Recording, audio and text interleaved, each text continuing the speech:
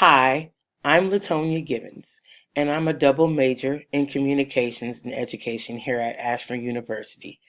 I have ambitions to be a family and spiritual counselor, as well as music educator for high school and university level students.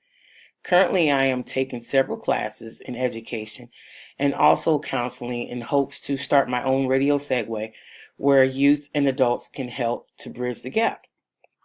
One of my other passions is helping out the youth in my city.